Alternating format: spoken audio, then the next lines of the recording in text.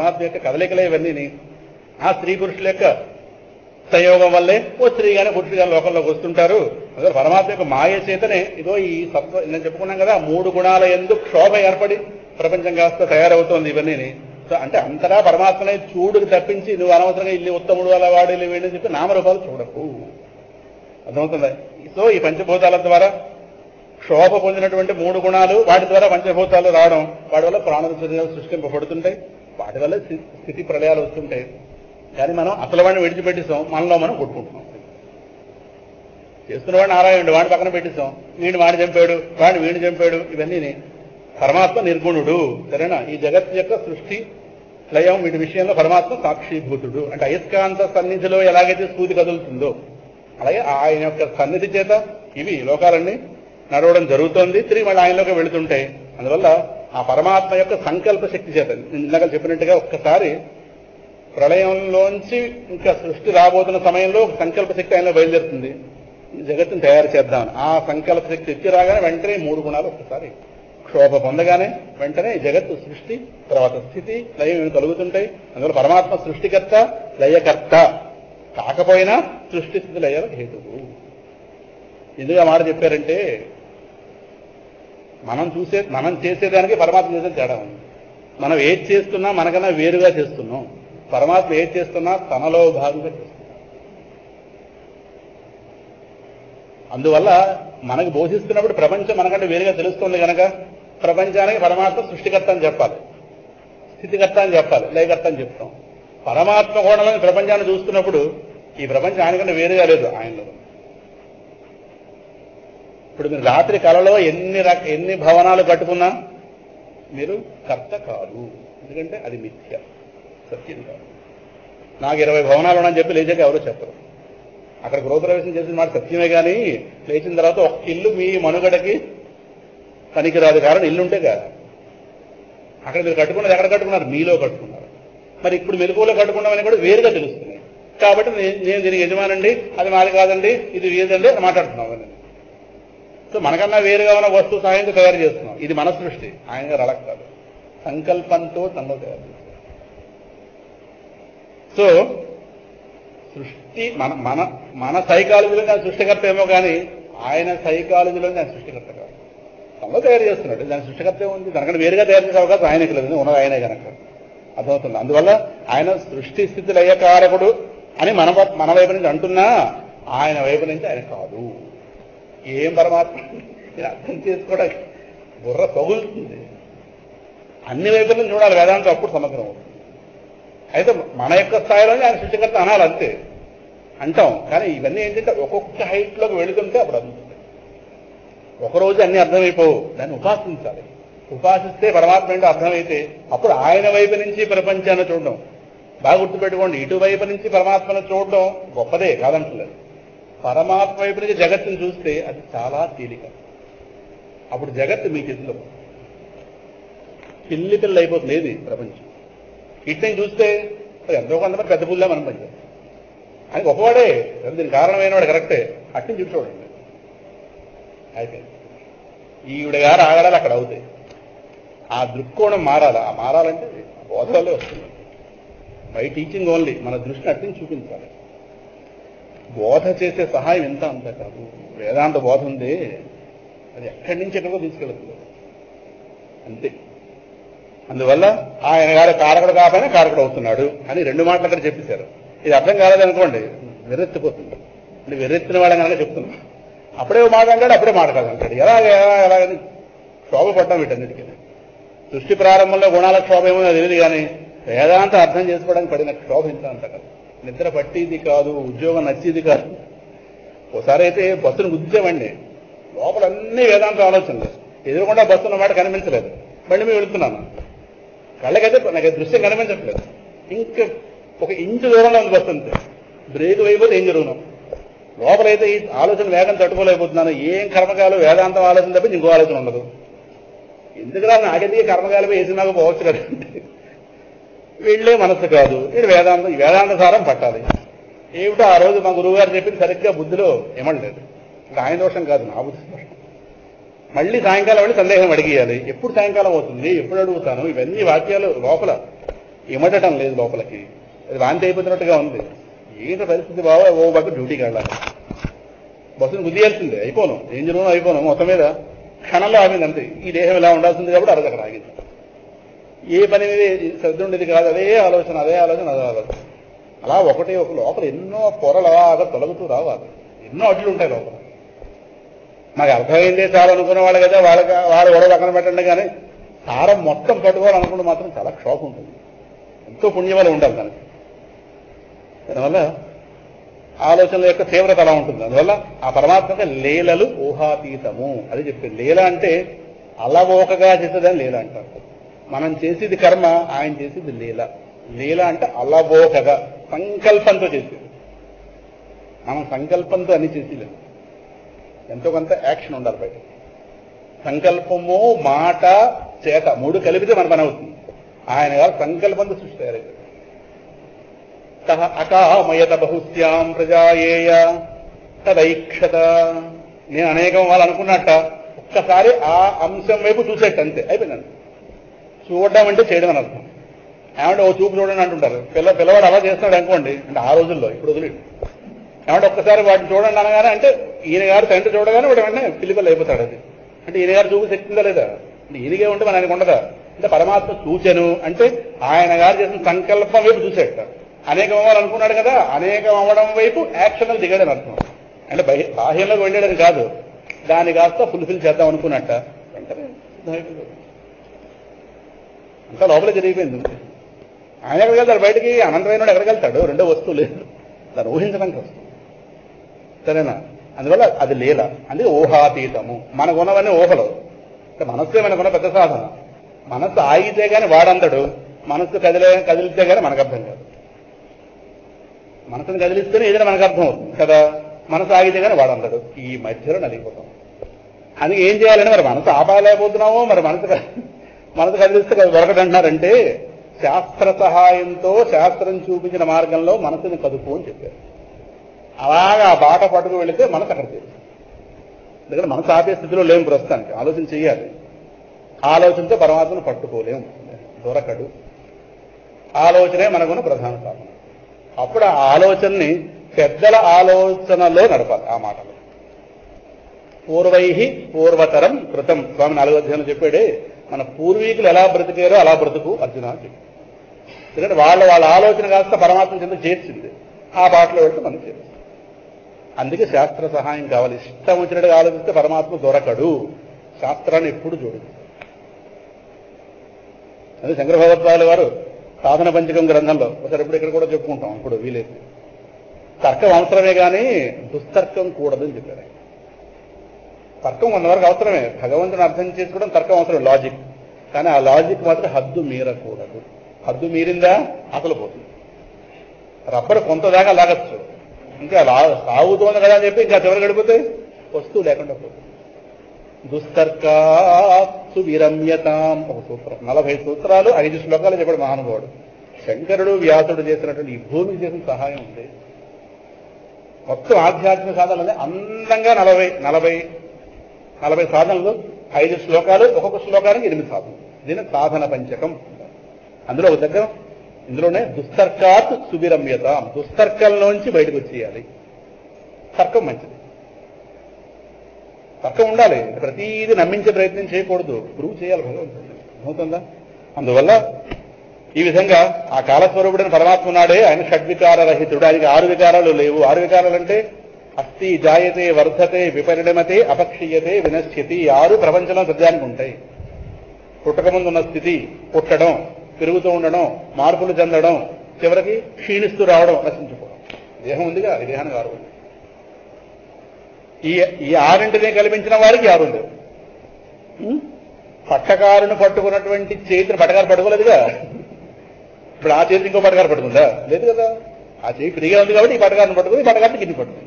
అలాగే ఆయన గారు ఏ వికారాలు లేనివాడు, ఆయన యొక్క సృష్టిలో ప్రతిదానికి 6 వికారాలు పెట్టాడు. అందుకే ఈ ప్రపంచంలో ఏ వస్తువుని మార్పు చెందకుండా ఆపడం మన తరం కాదు, అవకాశం లేదండి. ఎంత గొప్పదైనా మార్పు చెందిపోతుంది. అయితే కొన్ని వెంటనే మారుతాయి, కొన్ని వెంటనే కొంచెం టైం పడుతుంది. కొబ్బరికాయ వెంటనే కూలిపోదు, టైం పడుతుంది. ఈ తెల్లారిసరికి వాడిపోతుంది. అంటే మార్పు వేరే కనిపిస్తుంది, అలా ఉంటుంది. సరేనా? ఇప్పుడు పర్వతం ఉంది, మారినట్టు కనిపించదు పెద్దగా, కానీ ఒకనాడు ఇది లేకుండా పోతుంది ప్రపంచంలో భాగంగా. కానీ ఒక 50-60 తరాల వాళ్ళు మాత్రం చూస్తుంటారు సింహాచల పర్వతం ఆనాడు కానీ ఒకనాడు ఇది లేకుండా పోతుంది. లోపల అంతర్గతంగా మార్పు ఉంటుంది, బయటగా ఒకనాడు లేకుండా పోతుంది. ఇలాగే ఉంటుంది ప్రపంచం. అందులో పరమాత్మ ఆది మధ్యాంతాలు లేనివాడు. ప్రపంచంలో ప్రతిదానికి ఆది మధ్యాంతాలు పెట్టాడు. ఆయన గారు ప్రపంచంలో ఎలా మజిలీ చేస్తున్నాడంటే, ఒక ప్రాణి ద్వారా మరొక ప్రాణికి జన్మనిప్పించడం, ఒక ప్రాణి ద్వారా మరొక ప్రాణికి జన్మనిస్తూ సృష్టికర్త అవుతున్నాడు. ఆయన డైరెక్ట్ గా పిక్చర్లో కనిపించడు. మా అమ్మ ఏమిటంటే మా నాన్న ఏమిటండి అసలు వాడు మధ్య అలా సృష్టికర్త అవుతున్నాడు. అలాగే మృత్యు రూపంలో ఒక ప్రాణి తోటి మరో ప్రాణిని తీయించేస్తున్నాడు లోకం. లేడండి పులి చంపిస్తుందండి. ఆ పులికి లేడిని చంపడానికి ప్రేరణ ఇచ్చిన వాడు లోపల వీడే. పులి రూపంలో చంపినవాడు వీడే, కానీ వాడు పైకి రాడు. తెర వెనగాది నుండి ఇది చేస్తున్నాడు. సృష్టికర్త, లయకర్త, సంహారకర్త, స్థితికర్త. మాకు మా ఉద్యోగం పోషిస్తోందండి, మాకు మా ఇల్లు అద్దెలే మనం పోషిస్తాం అంటే పోషకర్త వాడు బయటకు రాడు. మా ఆయన గారు దుబాయ్ వెళ్ళి నెలకు 50,000 పంపిస్తారు, సంతోషం. ఇవి కనిపించాయి మనకి కదా అని చెప్పి తెర వెనకాల వాడు కనిపించడు. భవనానికి పునాదులు ఎలా కనిపించవో అలాగే సృష్టి స్థితి లయకారకు సాక్షాత్తు వీడే అని వీడు పైకి రాడు. ఏమంటే ఇంటికెళ్ళి ఆ మాట్లాడాను సుమా, ఏమంటే మీ పోషణలో ఉన్నాం మీరు ఆ మాట ఇది ఇంట్లో ప్రయోగాలు చేయకండి. మీరు ఇవన్నీ బుద్ధిలో ఉండాలి. బయటకు మాత్రం చక్కగా మహానటి నటించారు. మన కోసం సినిమా తీశారు. సావిత్రి ఆడబోయింది, ఇప్పుడు మనం చక్కగా నటించి ఆయన లేకపోతే మేలేమండి, ఆ మామగారు లేకపోతే మాకు పొలాలు ఎక్కడ ఉన్నాయండి, ఈ మాటలు అంటుంటారు. అంటే మనకు చలామణి ఉంటుంది, ఇంట్లో ఒక గౌరవం ఉంటుంది. లోపల మాత్రం తీసుకోకండి. గృహస్థిలాగా నటించాలి. ఆయన పోల్చాడు అనుకోండి, ఈ పాట పెడతాడు మహానటి. వినండి తప్ప కాలస్వరూపుడైన పరమాత్మ సమస్త ప్రాణుల్లో సమానంగా. నేను సినిమా చూడలేదంటే విన్నాను, ఆలాప విన్నాను. అందరూ నటులే ప్రపంచం. ఇప్పుడు సావిత్రి దాకా అది మన నటులం కదా. ఆవిడ గొప్ప ఏమిటి? అర్ధాంతరంగా పోయింది అన్యాయంగాను. ఆవిడ మనం చెప్పకూడదు, సినిమాలో కనిపించింది కాబట్టి. ప్రతి ఇల్లు సినిమాలు. నటన ఎక్కడ లేదు, లోపల ఒకటి బయట ఒకటి. అదే నటన అంటే అంతే కదా. లోపల సుబ్బారావు, బయటకేమో రామారావు. ఇదే నటన. బీరవాలో డబ్బు ఉంటుంది నోట్లో, అదే డబ్బు ఎక్కడుంది మన ఇంట్లో లేదు అంటాం, ఉంది బీరవాలో. అదే నటంటే.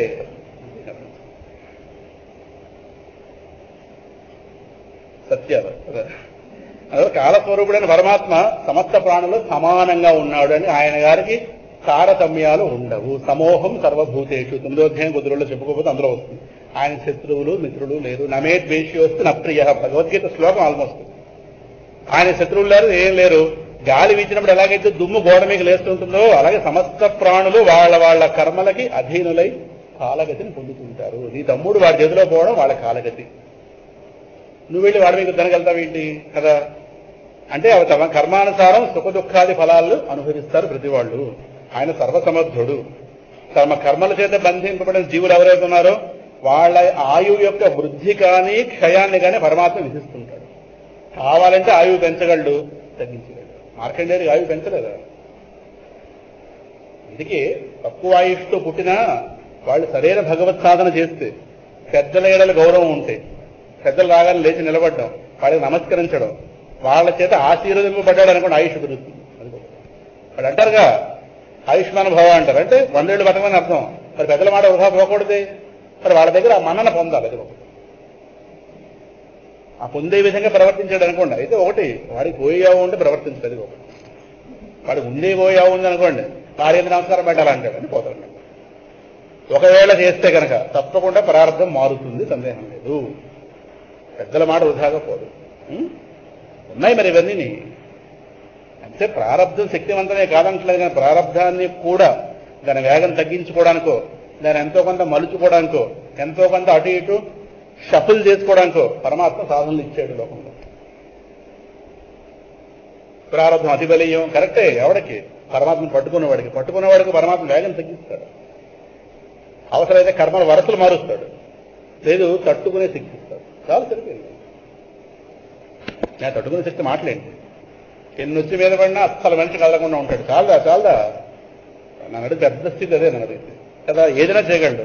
కానీ ఆ ప్రభువు మాత్రం స్వయంగా వృద్ధి క్షయరహితుడు.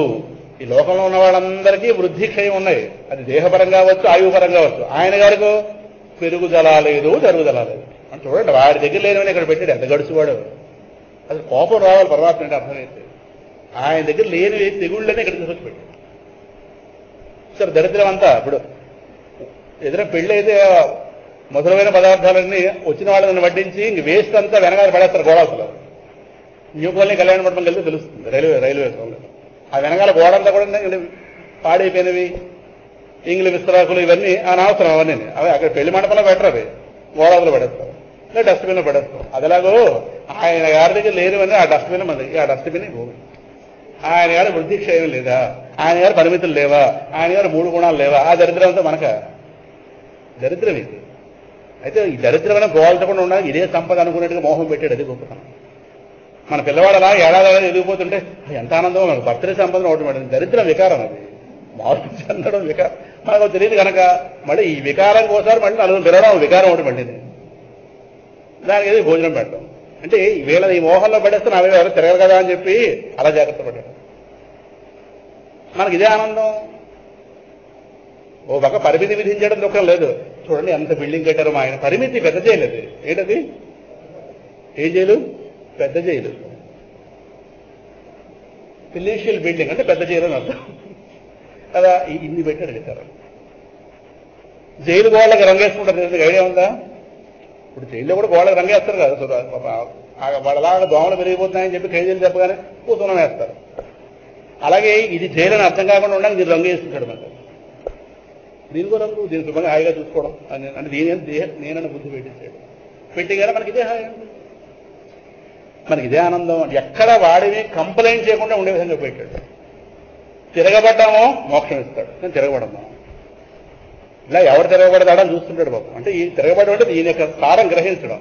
అమ్మ బాబు ఇదేమిటిది ఇలా ఉంది, ఇది నా స్వరూపం కాదు కానీ వెనక్కి తిరిగితే ఒళ్ళో కూర్చోబెట్టుకుంటాడు. వాడే ప్రహ్లాదు. ఫాల్స్ అనేవాడు సామాన్యంగా ఫాల్స్ అనేవాడు. ఏదో మోహంలో పెట్టేస్తాడు మనం. ఏదో మోహం, అనంత కోటి మోహాలు. మీరు అనొచ్చు మరి కొత్త ఇన్నేన మోహాలు కొత్తగా ఉండవని. కొత్త మోహాలు సృష్టించడానికి పడుకున్నాడు. ఏది పడుకున్నాడు? ఎప్పుడే వెళ్ళిపోయినంతలోకి ఆ కొత్త మోహాలు పడుకొస్తాడు. ఈ ఉన్న మోహాలు ఎవడు మళ్ళీది తన వైపు ఎవడిని పూర్తిగా తిరగనివ్వడు. అవసరమైతే కోరిక రూపంతో తిరగనిస్తాడు. ఆ కోరిక వెళ్ళిపోయి ఎవరిని జ్ఞానభక్తులు అవ్వనివ్వడు. సామాన్యంగా అవనివాడు. ఎవరిని ఛాలెంజ్ కావాలంటే ఎవరైతే అవ్వని చూద్దాం. వాళ్ళు అవనివ్వడు. అయితే కానీ మన ప్రాణసుఖం లేదు. చూడండి ఎన్ని పెట్టాడు. దరిద్రాలను ఇక్కడ పెట్టాడు. సుఖదుఖాలు అక్కడ లేవు. సుఖదుఖ స్పర్శలేని ఆనందం అయింది. సుఖదుఖాలు ఇక్కడ. చావు పుట్టుక ఆయనకి లేదు. ఇక్కడ చావు పుట్టుక. తరుగుదల పెరుగుదల లేనివాడు. అవన్నీ ఇక్కడ. 3 గుణాలు లేవు అక్కడ. 3 గుణాలు ఇక్కడ. పరిమితులు లేవు అక్కడ. పరిమితులు చాలు. ఎందుకని ఏం కాదు. ఇంకా చెప్పండి బోల్ చెప్తాను. కామక్రోధాలు గుణాలకి అక్కడ స్థానం లేదు. అవన్నీ మన ఆస్తి తెలారుతుంది. చచ్చిపోతున్నాం దేంతో దాంతో. ఈ పరమాత్మ గురించి మీమాంసకులు ఉన్నారే వాళ్ళు అంటే ఎవడికి వాడికి జ్ఞానం కలిగిన వాడు. అది ఇంకా రకరకాల సిద్ధాంతాలు బయలుదేరే. పూర్వ మీమాంసకులు అని చెప్పి కొంతమంది ఉన్నారు. రకరకాల వర్గాలు. వాడి పేరు వినండి చాలు. వాళ్ళు ఏమంటారంటే కర్మ వల్లే ప్రపంచ సృష్టి జరుగుతుందంటే వాడి మోహం వాడిది. మళ్ళీ వాళ్ళందరూ వేదం పట్టుకున్న వాళ్లే. వేదం పట్టుకున్న ప్రతి వాడికి జ్ఞానం వచ్చేస్తుంది అనుకోస్తున్నా. ఒక శంకరుడికి వచ్చింది. ఎదుగు భగవద్గీత ఉన్న ఇళ్ళన్నీ కూడా వాళ్ళందరూ భాగవతోత్తములు అనుకోకండి. భగవద్గీత చాలా మంది ఇళ్లలో ఉంది. అందువల్ల వాళ్ళందరూ భాగవతోత్తములు అయిపోయారా? అలాగే వేదం పట్టుకున్నది మాత్రం అందరికీ సరైన జ్ఞానం కలుగుతుంది అనడానికి లేదు. కానీ సరైన జ్ఞానం కలగాలంటే వేదమే పట్టుకోవాలి. సో ఈ వేదాన్ని పట్టుకుని ఆ పూర్వ మీమాంసకులు వాళ్ళ కర్మకాండతో సృష్టి జరుగుతుంది ఒకటంటాడు. ఇంకా చారవాక సిద్ధాంతం వాళ్ళు వేదాన్ని ప్రమాణంగా పెట్టుకోరు. వాళ్ళు ఏమంటారంటే ప్రకృతి అండి అంతాను. ప్రకృతి వల్ల జరుగుతుంది అంతంటే పరమాత్మను ఒప్పుకోరు. ప్రకృతి వల్ల అంటే ఎలా బతికినా పర్లేదు, చావు పుట్టుకులు లేవు. ఇంకా ఎవరు ఎలా బతికినా నష్టం లేదు అలా చెప్తారు వాళ్ళు. వేరే ఎవరు కారకం లేరండి అంటారు. ఇంకా వైశేషిక మతం అనేవాళ్ళు వాళ్ళు ఉన్నారు. వాళ్ళు అంటారు ఏమండి కాలం వల్ల జరుగుతుంది అంటారు. కాలం అండి, కాలం వల్ల ఆ కాలమే కారణంగా ఉందని సృష్టి జరుగుతుంది. కొంతమంది జ్యోతిష్కులు ఉన్నారే, జ్యోతిష్ శాస్త్రం వాళ్ళు అంటారు దైవం అనే అదృష్టమే ఈ సృష్టి కారణం అని అంటున్నారు. ఇంకా కామశాస్త్రవేత్తలు వాత్సాయన వాళ్ళు ఉన్నారే వాళ్ళు అంటారు కామం వల్లే సృష్టి జరుగుతుంది. 16వ అధ్యాయం భగవద్గీతలో ఉంది. అపరస్పర సంయోగం అంటాడు. అక్కడ శ్లోకం ఉంది. సృష్టి కారణం వేరే ఎవరూ లేరు. స్త్రీ పురుష కలయిక వల్లే సృష్టి జరుగుతుంది. వారికి అంతవరకు అర్థమైంది. ఇంతదాకా అర్థమైందో బైబిల్ అండి. అదేదో పండు తింది, ఆ పండు తినగానే ఏదో జరిగింది బైబిల్లో అది ప్రారంభంలో చెప్తారు. దీనికి సృష్టి కారణం ఎవరూ లేరు. స్త్రీ పురుష సంయోగం వల్ల, అపరస్పర సంయోగం శ్లోకం మర్చిపోయాను, స్త్రీ పురుష సంయోగం వల్లే జరుగుతుంది అని ఆలోచించేవాళ్ళు ఆసురీ మతం అందరూ. ఆసురీ గుణం అనేవాడు అలా ఆలోచిస్తారు. అంటే తన దాకా ఎవరిని చూడనివ్వడు, ఈ మధ్యలోనే ఎక్కడో రాకేస్తాడు. ప్రహ్లాదుని పట్టుకున్నాక నాకు అర్థమైంది, వెళ్ళనివ్వడు, దగ్గరికి వెళ్ళనివ్వడు, రానివ్వడు. వీళ్ళందరూ మహావేత్తలు, సామాన్యులు కాదు, కానీ ఆ సిద్ధాంతం దగ్గర అయిపోయారు. అంటే మీకు అర్థమయ్యే భాషలో చెప్పాలంటే, హైదరాబాద్ వెళ్దామని హైదరాబాద్ ట్రైన్ ఎక్కిన వాళ్ళు వాడికి తోచిన స్టేషన్లో దిగిపోయి ఆ స్టేషనే హైదరాబాద్ అనుకుంటారు. మీకు ఇలా చెప్తారు, చివరిదాకా వెళ్ళనివ్వదు, ట్రైన్ దింపేస్తుంది. సామర్లకోట స్టేషన్లో పకోడీలు చూస్తాడు. ఒకనాడు ఎప్పుడు హైదరాబాద్లో పకోడీలు తిన్నాడు కరెక్టే, ఇవాళ పకోడీలు సామర్లకోటలో కనిపించగానే సామర్లకోట హైదరాబాద్ దిగుతాడు. దీనికి వల్ల పకోడీ వాళ్ళు దిగుతాడు, దిక్కుమాల పకోడీ సామర్లకోట అంటే అది ఇక్కడ కనిపించగానే ఇది అదైపోతుందా? అలా చేస్తాడు పరమాత్మ. ఎవరిని చివరిదాకా వెళ్ళనివ్వడు. చివరిదాకా వెళ్ళేవాడు, దిక్కకుండా వెళ్ళేవాడు శంకర భగవత్పాదులు, మిగతా వాళ్ళు మధ్యలో దిగిపోయినవాడు. పేర్లు ఎందుకు అనవసరం. అందువల్ల పరమాత్మ ఇంద్రియాలకు కానీ ఏ ప్రమాణాలకు అందడు. మనకని దిక్కుమాల అన్ని ప్రమాణాలు మనకు పెట్టాడు. ప్రత్యక్ష ప్రమాణం, అనుమాన ప్రమాణం, ఉపమాన ప్రమాణం, ఈ దిక్కుమాల ఎన్ని ప్రమాణం అంటే జ్ఞానం కలిగించిన సాధనం. ఆయన గారు ఏ ప్రమాణానికి అందడు. అయితే శాస్త్రం అనే ప్రమాణాన్ని పట్టుకుని పద్ధతిగా వెళ్ళి అందుతాడు. డైరెక్ట్గా మళ్ళీ అందరూ భగవద్గీత పఠిస్తున్నాను కాబట్టి అందడం అందడు. అందులో విషయాన్ని ఉపాసన చేస్తే, తపస్సు చేస్తే, ఆయన చెప్పినట్టుగా జీవిస్తే మర్యాద పెట్టుకున్నాడు కాబట్టి అందుతాడు, కానీ సూటిగా పరమాత్మను పట్టుకోలేము. అందుకే వేదమే ప్రమాణం అన్నారు. అంటే వేదం డైరెక్ట్గా అందించదు, ఇండైరెక్ట్గా అందిస్తుంది. ఇంకా అంతకంటే వేరే దిక్కులేదు కనుక ఇదేమిటి, ఎవరిని నా దగ్గర రానివ్వకపోతే ఏం బాగుంటుంది, నేను చెడ్డ అయిపోతానని చెప్పి ఓ గేట్ ఒకటి పెట్టాడు ఎంతమందికి. అన్ని గేట్లు మూసాడు, ఓ గేటు. ఆ గేటే వేదం. దీన్ని ఆప్తవాక్యము అంటారు. పెద్దలు కాస్త గ్రంథాన్ని ముందు పెట్టుకుని చెప్తే వాళ్ళ మర్యాదలో నిలబడితే, సదాచారంలో వెళితే, సన్మార్గంలో వెళితే దొరుకుతాడు. ఎందుకంటే వాళ్ళ దొరికాడు కూడా మనకు దొరుకుతాడు. ఇంకా రకరకాల మతాలు, రకరకాల గురువులు, రకరకాల గ్రంథాలు, ఎవడి పిచ్చి వాడికి రకరకాల ఛానల్స్. మనకి ఎవరిని చూస్తే వాడే గురువు అనిపిస్తుంది మనకి కదా. అదే కలికాల భేషజం. రహస్యం చూస్తే ఇంత లోపల ఉంది కదా. ఏ ప్రమాణం అందడు, సందేహంలో. సరేనా? ఇంక ఈ సృష్టికి కారణభూతమైనటువంటి మేము చెప్పుకున్నాం కదా, మహత్తు ఇలాంటి శక్తులన్నీ కూడా ఆయన నుంచి ఉత్పన్నమయ్యాయి.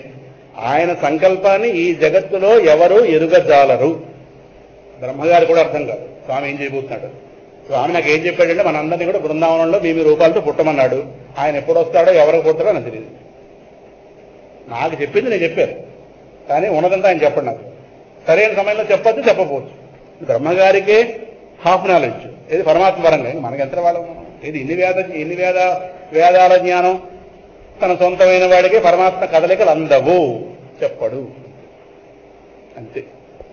ఆయన సంకల్పాన్ని జగత్తులో ఎవరు తెలుసుకోలేకపోతున్నారే. మరి జగత్తుకి మూల కారణమైన ఆ ప్రభువుని ఎవరు తెలుసుకోవాలి? సంకల్పమే రాబట్టలేకపోతున్నామే. అది పెళ్లి మాటల్లో చూడండి, వాళ్ళ మనసులో ఏముంది బయటకు రాదు ఎప్పటికీ. వాళ్ళు ఏం అడుగుతారో ఏమిటన్నది చాలా కష్టమైపోతుంది లాగడానికి. ఈ లోపు మన మిక్సర్ ఖర్చు అయిపోతుంది, మన బూందీ ఖర్చు అయిపోతుంది, మన టీ కాఫీ 4 పాల ప్యాకెట్లు ఎప్పుడు మాట్లాడండి. అప్పటికి ఓ జిలేబీ ఖర్చు అయిపోతుంది, ఇన్ని పోతుంటాయి. వాడు బయటపడ్డప్పటికి వాళ్ళు ఫ్రీగా చేసుకుంటాడా, నేను కావాలా అని ఆ మధ్యవర్తిని అడుగుతుంటాం. వీడి సంకల్పాన్ని బయట రాదు. పెళ్లి పెద్ద సంకల్పాన్ని బయటకు లాగలేకపోతే ఆ పెద్దని ఎవడు బయటకు లాగంటారు. అన్ని మీ ఉదాహరణలే. కొన్ని నిమిషం సాగి ఇన్నవన్నీ తినేస్తుంటాడు, ఓండా ఆండు మనకు బాగా ఖర్చు అయిపోతున్నాయి ఇవన్నీ. అంటే ఇన్ని తింటాడే మనం అనుకోలేదు, అన్నీ తినేస్తుంటాడు.